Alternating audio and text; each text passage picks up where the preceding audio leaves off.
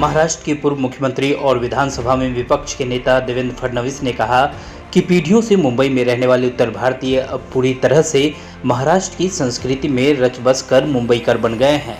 हमारे साथ काम करने वाले कई उत्तर भारतीयों को देखकर लगता ही नहीं कि वे उत्तर भारत से आए हैं। उन्होंने यह बात उत्तर भारतीय संघ मुंबई की तरफ से कैंसर मरीजों और उनके परिजनों और तीर्थ यात्रियों के लिए नवनिर्मित बाबू आर.एन. सिंह अतिथि गृह का उद्घाटन करते हुए कहा। शुक्रवार शाम को बांद्रा पूर्व स्थित उत्तर भारतीय संघ भवन में यह कार्यक्रम आयोजित किया गया था। मंत्रोच्चार के बीच बाबू आर.एन. सिंह अतिथि गृह का उद्घाटन किया गया। इसके बाद कार्यक्रम को संबोधित करते हुए पूर्व मुख्यमंत्री ने कहा कि जिस तरह मराठा योद्धा हरियाणा और बुंदेलखंड जाकर वहां की संस्कृति में पूरी तरह रच बस गए, उसी तरह उत्तर भारतीय भी मुंबई और महाराष्ट्र की संस्कृति में समाहित हो गए हैं। फडणवीस ने कहा कि उत्तर भारतीयों की 5वीं पीढ़ी मुंबई में निवास कर रही है और अब वे इस तरह से पूरी तरह मुंबईकर हो गए हैं। उन्होंने कहा कि उत्तर भारतीयों की पुरानी पीढ़ी ने यहां आकर बहुत संघर्ष किया और समाज के हर क्षेत्र में अपना स्थान बनाया।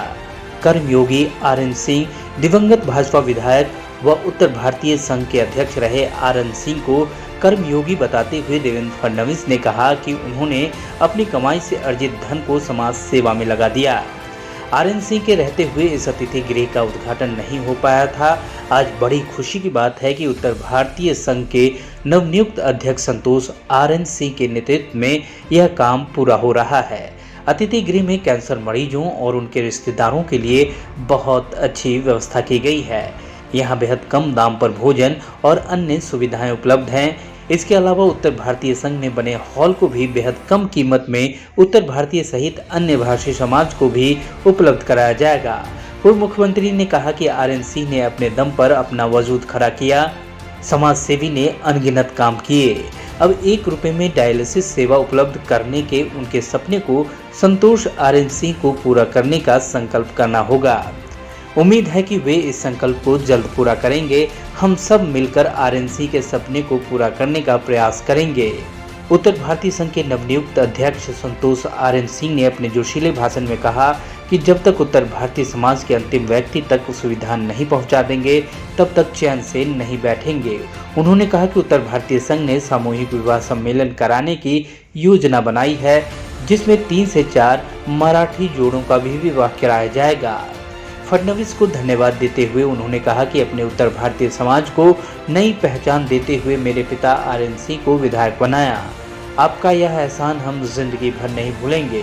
कार्यक्रम में पूर्व मंत्री और प्रदेश भाजपा उपाध्यक्ष कृपाशंकर सिंह, मुंबई भाजपा अध्यक्ष मंगल प्रभात लोढ़ा, पूर्व मुख्यमंत्री नसीम खान, भाजपा विधायक आशीष शेलार, राजहंस सिंह, पूर्व मंत्री रमेश दुबे, महाराष्ट्र उत्तर भारतीय मोर्चा अध्यक्ष संजय पांडे, मुंबई भाजपा उपाध्यक्ष अमरजीत सिंह, उत्तर भारतीय संघ युवा मोर्चा अध्यक्ष संजय सिंह आदि उपस्थित थे। आज के इस कार्यक्रम में हमारे बीच उपस्थित नहीं ठीक है उत्तर भारतीय संघ के युवा अध्यक्ष और जिनका बहुत ही जोशीला भाषण हम सभी ने सुना, जिन्होंने एक संकल्प लिया और मेरा विश्वास है कि आप सभी के आशीर्वाद से उनका संकल्प भी पूरा होगा। ऐसे मेरे छोटे भाई संतोष आर.एन. सिंह जी, मंच पर उपस्थित मंगल प्रभात लोढ़ा जी, कृपाशंकर सिंह जी, नसीम खान जी, अमरजीत सिंह जी, राजन सिंह जी, हमारे वरिष्ठ रमेश दुबे जी, शारदा प्रसाद सिंह जी, मंच पर उपस्थित राधेश्याम तिवारी जी, अजय कुमार सिंह जी, संजय सिंह जी, उदय तिवारी जी, देवेंद्र तिवारी जी, राजेंद्र सिंह जी, रमेश बहादुर सिंह जी, संजय पांडे जी, रवि व्यास जी, सभी मंचासीन महानुभाव, किसी का नाम अगर छूट गया होगा तो मैं उनकी क्षमा चाहता हूँ। सामने भी बहुत मान्यवर बैठे हैं और यहाँ पर उपस्थित सभी बहनों और भाइयों, हम सभी के लिए बहुत ही खुशी की बात है कि उत्तर भारतीय संघ के माध्यम से आदरणीय आर्यन सिंह जी ने जो सपना देखा था, इस मुंबई में दूर दराज से आने वाले कैंसर पीड़ितों की सेवा हो। हम सभी जानते हैं कि टाटा कैंसर हॉस्पिटल के कारण पूरे देश से कैंसर पीड़ितों को मुंबई में आना पड़ता है, और कई बार ये देखकर सभी को दुख होता है कि लोगों को रहने के लिए जगह नहीं होती। कोई फुटपाथ पर सो रहा है, कोई पुलिये के नीचे सो रहा है। अलग अलग संस्थाओं ने कुछ व्यवस्थाएं भी की है, लेकिन ये व्यवस्थाएं कम पड़ती है। और ऐसे समय इस दर्द को समझकर हमारे इस उत्तर भारतीय संघ के माध्यम से कैंसर पीड़ितों के परिवारों को रहने की व्यवस्था हो, इस दृष्टि से बहुत ही अच्छी व्यवस्था आज यहाँ पर खड़ी की गई। और इस व्यवस्था के कारण जिनका इलाज चलता है, कई लोगों को इलाज करते समय बाहर रहना पड़ता है, जब किसी को एडमिट किया जाता है तो उनके परिवारजनों को रहना पड़ता है। ऐसे सबके रहने की व्यवस्था भी यहाँ पर है, और उनको बहुत ही कम कीमत पर भोजन उपलब्ध करा देना, नाश्ता उपलब्ध करा देना, ये सारी व्यवस्थाएं आज यहाँ पर पूरी हुई है।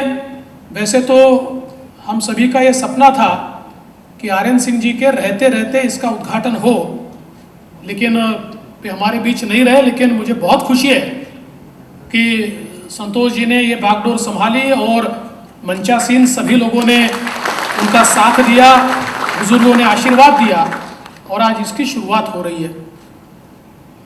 रुग्ण सेवा से बड़ी सेवा कोई हो नहीं सकती, और विशेष रूप से मैंने स्वयं अनुभव किया है। जिस समय मैं छोटा था, मेरे पिताजी कैंसर से पीड़ित थे, टाटा में एडमिट रहते थे, कई दिनों तक हमको वहाँ रुकना पड़ता था। तब की हम विभीषिका मैंने उस समय भी लोगों की देखी थी, और वैसे ही मंजर कई बार हमको देखने को मिलता है। तो ऐसे लोगों की जो सेवा आज उत्तर भारतीय संघ की ओर से यहाँ पर हो रही है, मैं ऐसा मानता हूँ कि एक बहुत बड़ा काम आप लोग कर रहे हैं। मैं आपको बहुत बहुत बधाई देना चाहता हूँ, दिल से बधाई देना चाहता हूँ। आज मेरे पिता तो थे ही, हमारे समाज के अध्यक्ष थे, बाकेराम तिवारी बाबूजी जी ने जो सपना देखा, उसे स्वप्न को पूरा किया हमारे अध्यक्ष आर्यन सिंह जी ने। मैं तो एक निमित्त बना हूँ इसके बीच में, सिर्फ बोलने वाला। मैंने आज तक कुछ नहीं किया, जो भी किया था हमारे अध्यक्ष जी ने करके रखा था। और अध्यक्ष जी की बहुत ये थी कि देवेंद्र जी ही इसका ओपनिंग करें। आज मैं देवेंद्र जी का बहुत ऋणी हूँ कि देवेंद्र जी भैया ने इतना समय दिया, और इतना मतलब कि वो आके अपना समय दिए, और आज ये लगता है कि मेरे पिता का एक आखिरी जो वो था वो भी आज पूरा हुआ। अभी मतलब उनके 4-5 इच्छाएं थे, उसमें से एक इच्छा अभी पूरी हुई है कि गेस्ट हाउस का ओपनिंग हो गया है।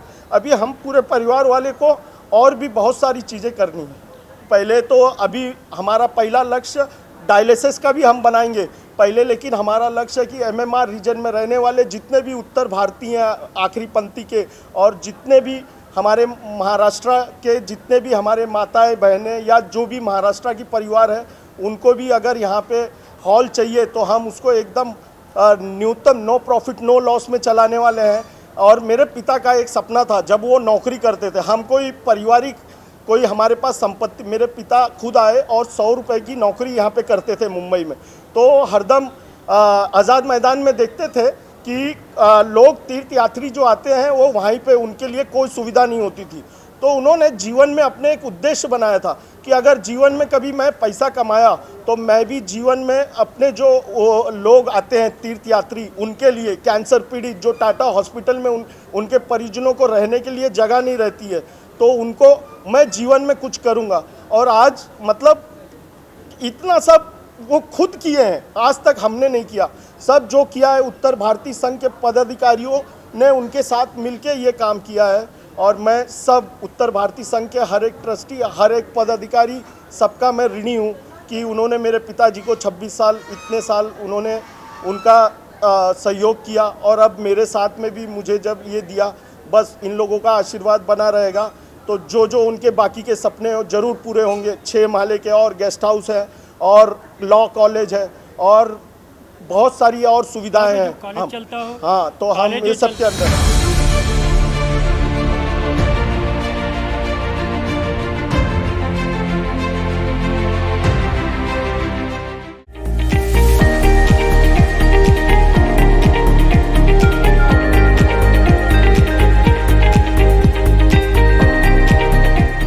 CEN न्यूज देश प्रदेश की ताजा तरीन खबरों के लिए CEN न्यूज को सब्सक्राइब करें और रहें पल पल की खबर से हर पल बाखबर।